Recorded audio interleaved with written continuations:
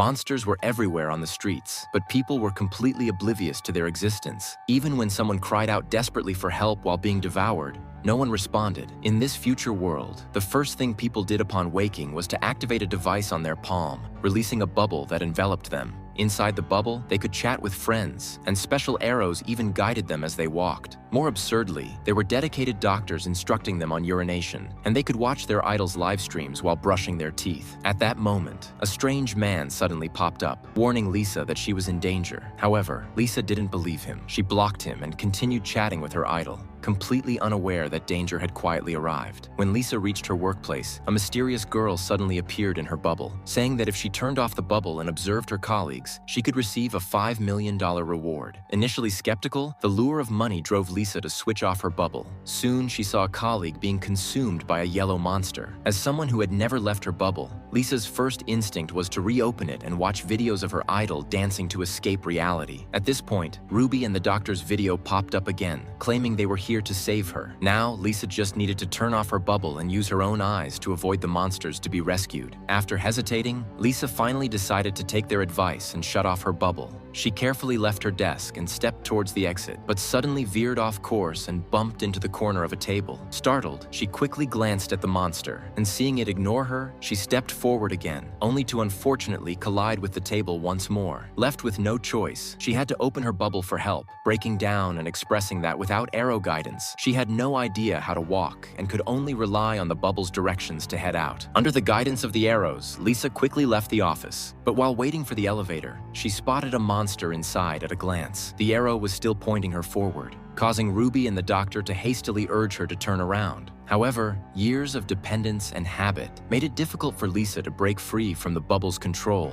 even when facing a monster. Fortunately, the monster actively avoided her. After entering the elevator, Lisa tried to call the police, but the bubble system indicated that the lines were busy.